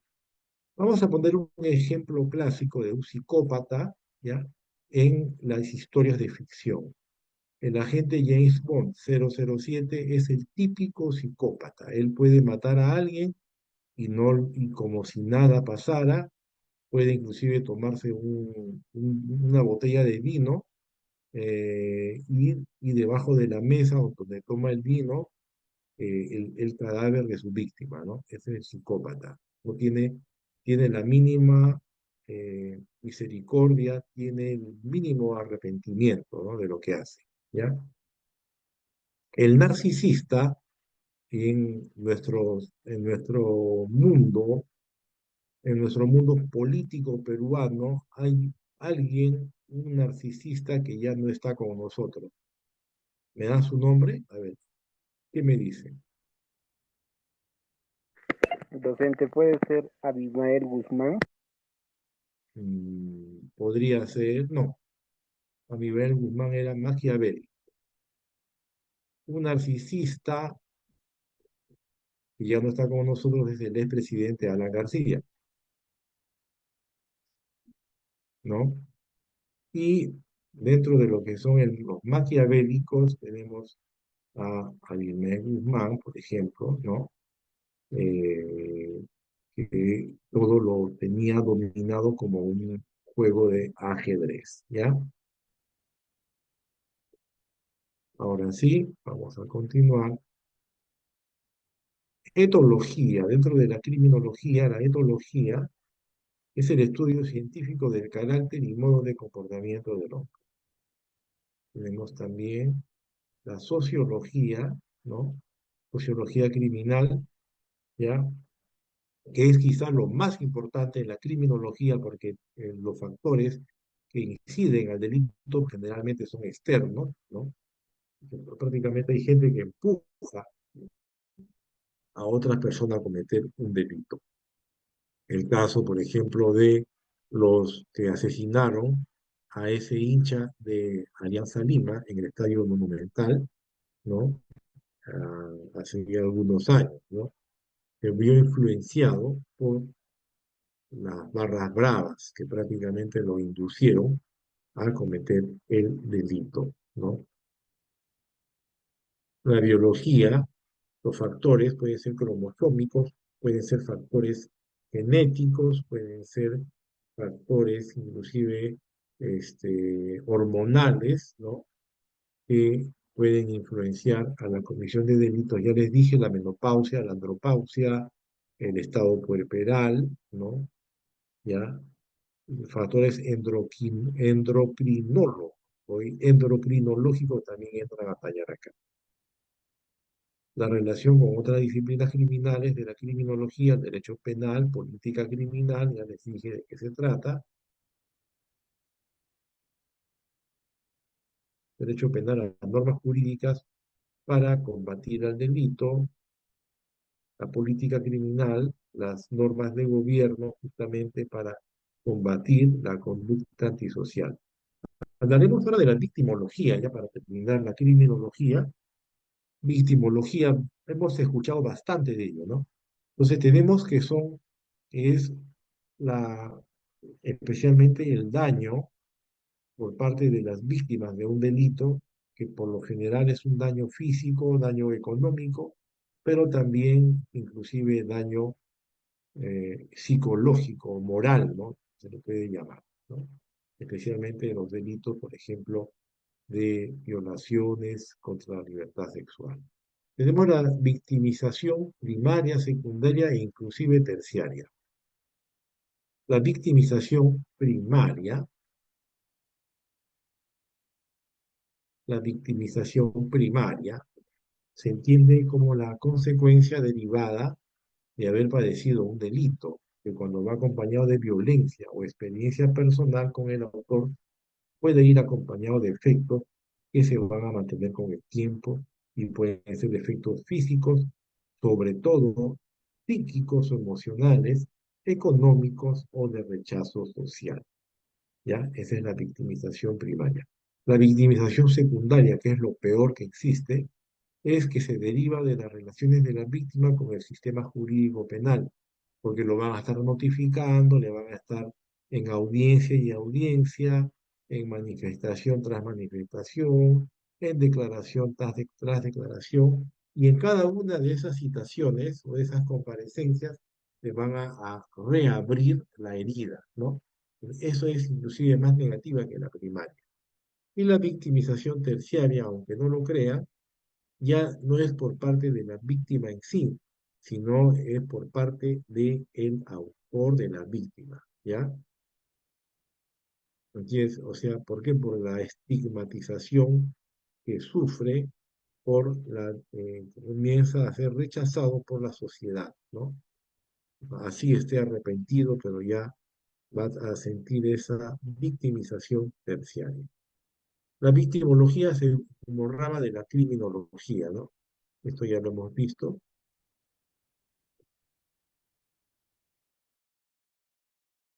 Vamos a ver un mecanismo para evitar la revictimización, que es la revictimización secundaria. Tenemos lo que conocemos como la famosa cámara Gesell, ¿no?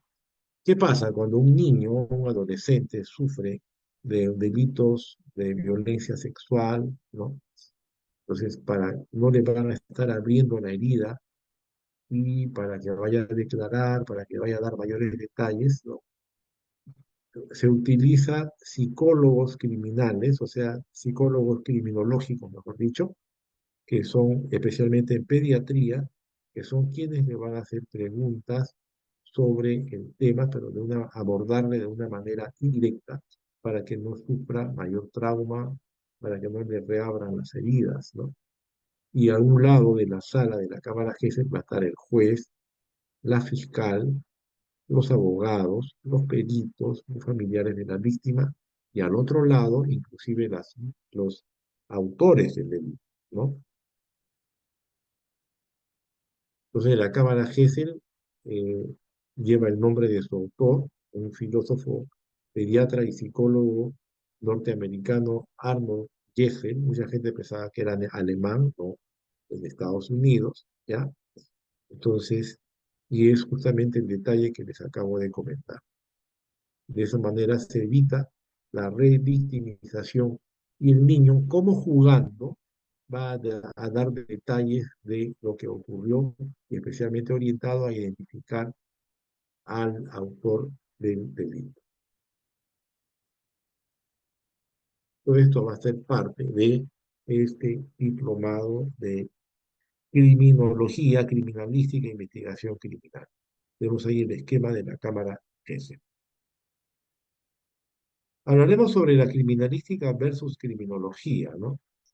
Yo creo que esto ya está claro, ¿no? La criminalística tiene por objeto la utilización sistemática de conocimientos y de técnicas destinadas a detectar las infracciones penales, ¿no? Ofrece las pruebas, en este caso pruebas periciales, correspondientes a identificar a los autores del delito, especialmente buscar la verdad, ¿no?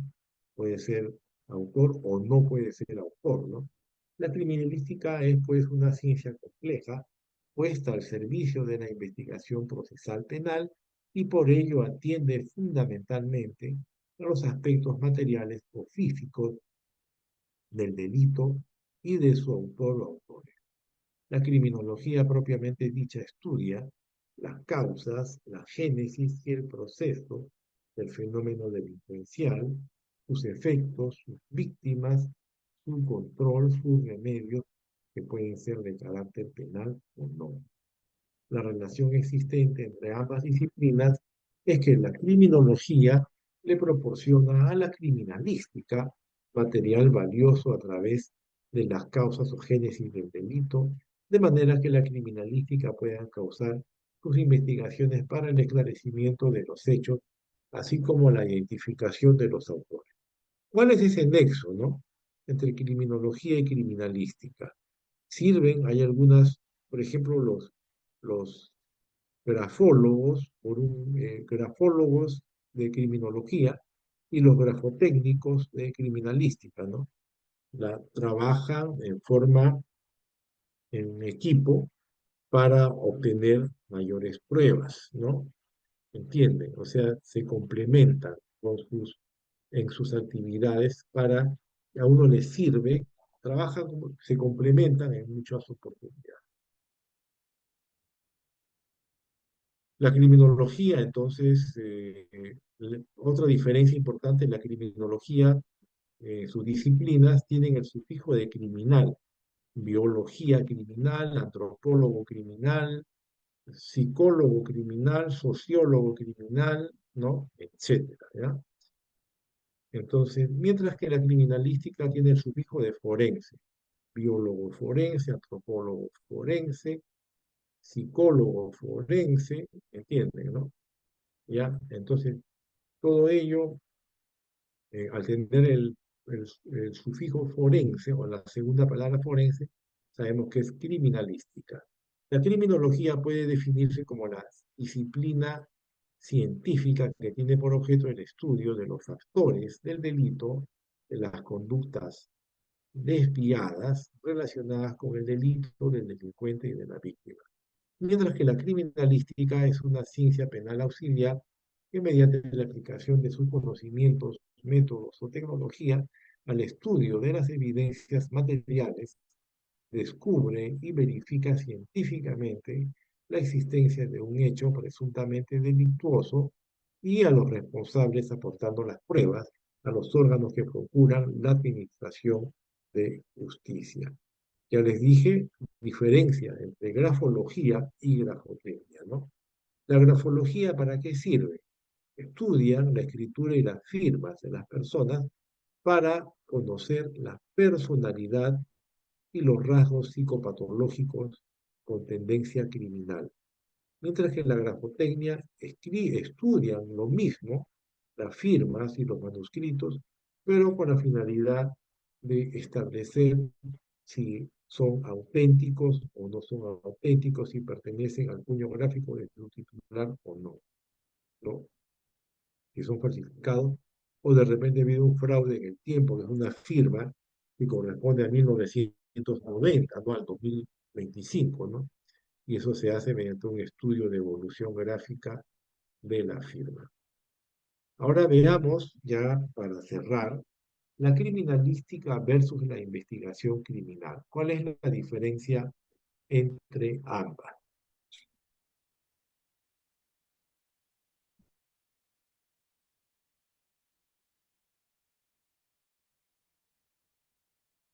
La investigación criminal forma parte del sistema de investigación criminal dentro de la organización de la Policía Nacional. Conforma un órgano de línea, no un órgano de apoyo, como es la criminalística. La criminalística es un órgano de apoyo, ojo, no es un órgano de línea. La inteligencia también es un órgano de apoyo, no es un órgano de línea.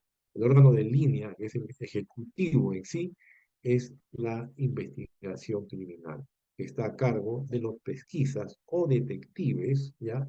Los hombres de chalequito, como ustedes pueden ver, quienes realizan con el Ministerio Público la investigación del delito, realizan su labor investigativa de conformidad a la metodología científica de la investigación del delito. Los detectives o los pesquisas han tomado vigencia hoy en día con la adaptación de la nueva ley que va a ser parte de este diplomado, ¿no? Que devuelve la facultad de investigación a la Policía Nacional. Lo que antiguamente era la Policía de Investigaciones va a retornar, pero ya prácticamente este, evolucionado, ¿no? Otra diferencia entre la criminalística con la investigación criminal, eh, Miren, aunque en la formulación de hipótesis soy conocido como teorías del caso, va a tener gran relevancia la opinión de los peritos en la escena del crimen, ¿no? Son los que le van a dar el derrotero a los detectives para que por ese camino encaucen sus investigaciones, ¿no? Y no se distraigan con otros temas que no van al caso, ¿no? Y para que realicen sus labores, no solamente en la especialidad de investigación criminal propiamente dicha, con lo que conocemos como la DIRINCRI o DIVINCRIS a nivel nacional, sino en otras especialidades como en la investigación de delitos de tráfico de drogas, terrorismo, trata de personas, lavado de activos, delitos contra la administración pública, corrupción de funcionarios, entre otras. O sea, para todo eso sirve la investigación criminal. Hablemos sobre la criminalística versus la inteligencia policial. Los criminalísticas son los peritos, los hombres de blanco, que van a la escena del crimen, ¿no? A poder recoger indicios, evidencias y elementos que sirvan para llevarlos al laboratorio y establecer la verdad de los hechos, ¿no? Mientras que la inteligencia policial, tenemos acá una chica mimetizada, agente de inteligencia que está haciendo un seguimiento, ¿no? Se ha infiltrado en un lugar y está tomando nota. Para esto, primero vamos a hacer una diferencia. Yo sé que de repente va a sacar esto alguna chispa en algunos colegas nuestros de las Fuerzas Armadas que estén presentes, ¿no? Pero es necesario hacer esta distinción entre la concepción militar y la concepción policial, ahora que se está hablando de el estado de emergencia, de darle la facultad a las Fuerzas Armadas para que dirijan el tema del orden público, el tema policial. Hay que tener en cuenta este concepto, ¿no? Hablando de lo que es la diferencia entre criminalística e inteligencia policial. Está relacionado. Esa diferencia entre la concepción militar y la concepción policial.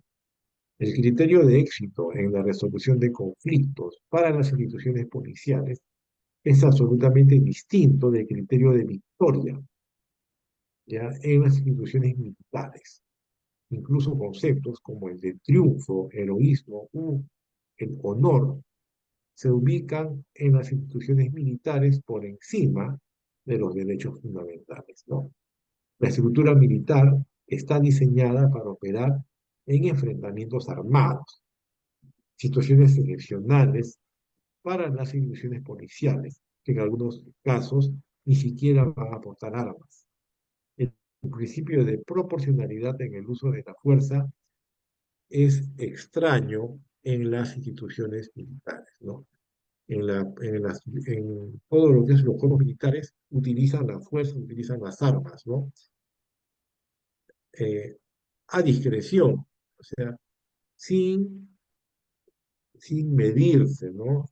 No hay ese criterio de proporcionalidad. Mientras que la policía sí, porque la policía tiene como fundamental función la protección de la vida humana, ¿no? Estos problemas cobran mucha importancia en cuestiones como la generación de nuevas doctrinas policiales y llevan a cuestionar la intervención, por ejemplo, de las Fuerzas Armadas en la lucha contra el narcotráfico, vale decir, en el BRAE. Tenemos, por ejemplo, este es un caso clásico de operación policial del año 1992. La intervención en La Calera Surquillo, que es una zona de clase media, ¿no? Está entre los distritos de Surquillo y San Borja y Surco, ¿no? Entre la avenida Aviación y la avenida Angamos, por esa zona, en una operación policial, en este caso la captura de Abimael Guzmán, ¿no? El líder terrorista de Sendero Luminoso, ¿ya? Entonces fue un trabajo sorpresa, un trabajo de inteligencia muy bien estructurado, ¿ya? ¿Entienden? pero que no cobró ninguna vida humana. No se disparó una sola bala, todo fue factor sorpresa, ¿no? Entonces, no hubo ninguna víctima ni policial ni de los terroristas en esta operación impecable de la captura de Abimael Guzmán el año 1992. O sea, esto se conoce como una operación policial porque tiene diferente doctrina, ¿entienden, no? Mientras que una operación militar, tenemos a la vista, año 1997, ya, el develamiento de la toma de la residencia del embajador de Japón. Ustedes recordarán, es una operación militar, ¿no? Claro, una operación exitosa, solamente se tuvo 3 bajas, si no me equivoco, 2 bajas por parte del ejército y una baja por parte de un magistrado del Poder Judicial, ¿no? Que estaba como rehén, ¿no? Sin embargo, todos salieron prácticamente con vida, pero se tuvieron que utilizar explosivos porque por parte de los delincuentes terroristas no quedó vivo ni uno solo, ¿no? Porque eso se llama una operación militar, ¿ya? Esa es la diferencia entre la concepción de la operación policial 1992, captura de Abimael Guzmán, y la operación militar 5 años después, revelamiento de la toma de rehenes de la casa del embajador de Japón. ¿Ya? Entonces, esto es para que quede claro, ¿no? La distinta concepción. Diferencia, entonces, ahora sí vayamos a la diferencia de la criminalística con la inteligencia policial. Eh, La inteligencia policial forma parte del sistema de inteligencia policial, al igual que la criminalística, dentro de la Policía Nacional es un órgano de apoyo, ¿no? Al igual que criminalística, no es un órgano de línea. Entonces, la investigación criminal, la DIVINCRI, o las DIVINCRI son órganos de línea, ¿no? Son órganos ejecutivos. La inteligencia y la criminalística son órganos de apoyo. La inteligencia está a cargo de los órganos de inteligencia que se conocen como órganos de búsqueda o agentes de búsqueda y órganos de procesamiento conocidos como analistas. O sea, tenemos por un lado agentes y por otro lado analistas. Agentes en la pampa y analistas en la oficina, quienes brindan su apoyo predictivo y de obtención de información, inteligencia procesada y confirmada previa a las intervenciones policiales, criminal e incluso también del propio sistema de orden público, ¿no? Las regiones policiales, para hacer sus intervenciones, desalojos, por ejemplo, desalojos de casas, de mercados, ¿ya? Ellos se basan también en la inteligencia predictiva para evitar cualquier fracaso, ¿no? Ya inteligencia predictiva para saber cómo está la área, cómo está el lugar que se va a intervenir, si tienen armas, si tienen ollas con aceite hirviendo y cosas así.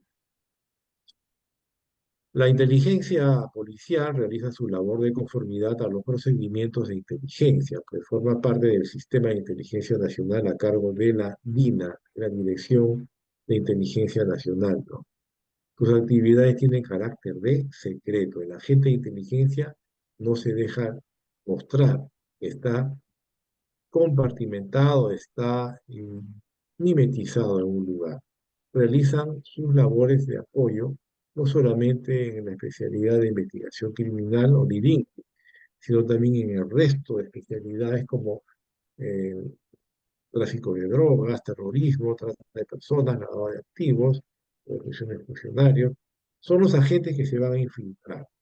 Entre otras, donde con autorización judicial también pueden realizar las interceptaciones telefónicas, conocidos como escuchas, o vulgarmente conocidos como chupone o el chuponeo, y también pueden trabajar como agentes encubiertos.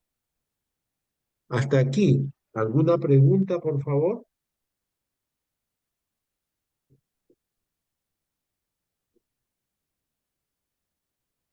¿Alguna pregunta, alguna inquietud? Doctor, ¿Listo? interesante la exposición. Sin embargo, creo a manera didáctica sería bonito compartir con usted, ya que tiene experiencia, ¿no? Como tantos años en la policía. ¿Cuál es su percepción, de acuerdo a lo que está sucediendo actualmente con esta ola de criminalidad a nivel nacional, doctor? Por favor, quizás habría, o cuál sería su punto de vista de cómo atacar este tema, porque los gobernantes actuales pues están indicando, incluso, ¿no? Le han puesto el salón de guerra, ¿no? O sea, tanto así. ¿Y por dónde se tendría que atacar el tema al respecto, doctor? Por favor. Ya, a ver, vayamos a... Sobre este particular, como yo le dije a todos ustedes, para los que van para quienes se va a inscribir en este diplomado, al final del diplomado se les va a obsequiar un libro de mi autoría llamado Diagnósticos y Alternativas contra la Inseguridad e Impunidad en el Perú, que es un libro que yo escribí mientras me encontraba como agregado policial en la República Popular China desde el año 2017 al 2019. En ese entonces estaba ostentando el grado de coronel, ¿no? Entonces, escribí el libro justamente vislumbrando o pronosticando lo que iba a pasar en el Perú.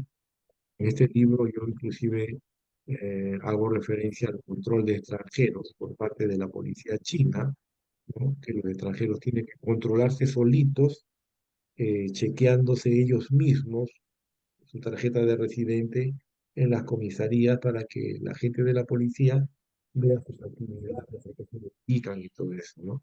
Más el control de videos, cámaras y un montón de cosas más que están en ese libro, dentro de los cuales también lo importante es la criminalística, la criminología que se ha descuidado. ¿Qué es lo que pasa? A ver, cuando usted va a un médico, siempre le vamos a poner un ejemplo médico, un ejemplo doméstico para que esto sea bien entendido. Supongamos que tiene un problema eh, en en la laringe, en la garganta, ¿no? Y por más que ha tomado pastillas, se ha automedicado con ampollas, se mantiene el problema en la garganta, ¿no? Entonces usted va al médico y todo lo demás. Hasta que se hace una prueba exacta, como le dije, indican de que usted es alérgico al pelo del perro. Lo que tiene que hacer es, el perro tiene que dormir en otro cuarto y usted alejado, al menos para dormir junto al perro, ¿no? Entonces, eso es lo que es la etiología, es el remedio exacto, ¿no? Se saca un análisis y sale exactamente el antibiótico que usted debe utilizar. Entonces, eso es lo que se puso en ese libro. El antibiótico para todo esto es una buena criminalística operativa y distribuida a nivel nacional, con todos sus equipos criminalísticos, sus maletines, todo para que inmediatamente, ocurrido un hecho, vayan y hagan los peritajes correspondientes. Y de esa manera, no darle pie a que el Poder Judicial o el Ministerio Público pueda dar libertad a una persona a faltas de elementos probatorios. ¿Por qué? Porque por lo general cuando se trabaja solamente con testigos, con teorías del caso, con labores de inteligencia mal llamada, ¿no? O con un videíto que apareció por ahí, ¿no? O porque alguien por ahí dijo de que era el móvil del delito, por el móvil del delito tenía que ser el autor. Si fuera así, ¿cuántos hombres que están siendo engañados por sus esposas, qué pasaría si la esposa aparece muerta? que por el hecho de haber sido engañado y que todos conocían ese engaño, menos él, y por esa razón ya se va a ir preso, o sea, porque tiene el móvil pasional o porque debería ser el móvil del delito, pues es algo prácticamente subjetivo, ¿no? No es como un peritaje criminalístico, ¿no? Y es por esa razón especialmente porque está campeando la impunidad, porque no hay un peritaje, ¿no? Es como hoy en día jugar un partido internacional de fútbol donde no haya el VAR, que es lo que va a establecer la verdad de los hechos mediante el estudio, ¿no? De los videos en los momentos polémicos de un partido, ¿no? Entonces, eso es lo que yo recomendaría, pero lamentablemente no sé por qué no toman en cuenta las opiniones hasta el libro que he formulado al respecto. ¿Esto satisface su inquietud, estimado amigo? Sí, sí, doctor, pero sin embargo, quizás no nos estamos dando cuenta de un aspecto importante, respecto a que, ¿por qué no atacar esta ola de criminalidad haciendo uso de las tecnologías?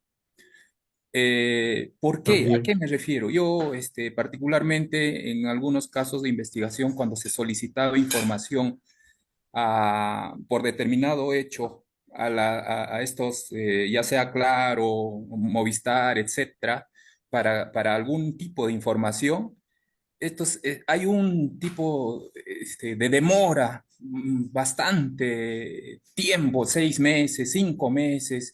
Imagínese usted la cantidad de tiempo que se pierda. Yo creo que deberíamos atacar el tema a través de tecnologías de inteligencia artificial, de predicciones de actividades de repente delincuenciales, lo que usted decía inicialmente claro, pero con la puede haber todo moto. lo que usted dice, pero el problema es que si no hay decisión política, no hay nada, Eso, lo que ¿entiendes? falta es la gestión de políticas públicas que permitan obligadamente a estos entes que nos entreguen la información en la brevedad posible, porque ¿por qué medios usan ellos este tipo de extorsiones, mensajes? Se usa el teléfono celular, Es ¿no que es lo que cierto? pasa es que en los últimos años han habido normas y leyes muy protectoras, por ejemplo, de la identidad, ¿no? Las normas que protegen la identidad de una persona, la intimidad de una persona, ¿no? ¿Entienden, no? Entonces, es todo un tema eso. Eso es, antes era más sencillo, ahora prácticamente uno está como agraviado, víctima de un delito. Agraviado generalmente se dice a quien ha sufrido un delito patrimonial, y víctima se dice a quien ha sufrido un delito que ya ha atentado contra su integridad física, ¿no? Esa es la diferencia entre agraviado y víctima.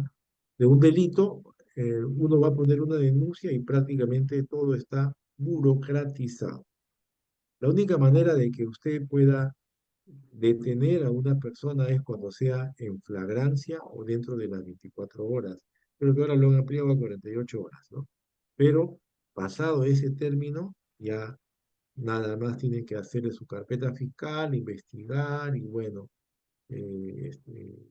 ya entra en los tiempos judiciales, como quien le dice, ¿no? Entonces, ese es otro gran problema, ¿no? Pero el tema de la impunidad, la solución ya está. Se puede complementar con equipos tecnológicos, por ejemplo. Se puede complementar con mapas del calor. Se puede complementar con mapas del delito, ¿no?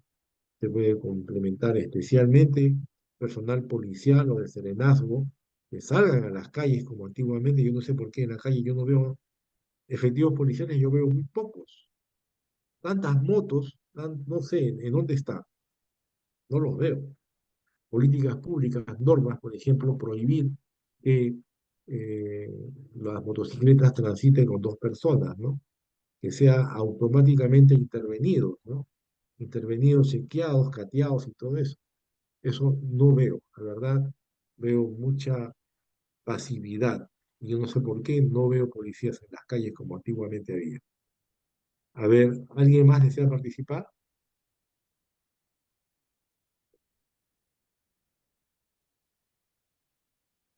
Bueno, en realidad ya me excedí en el tiempo.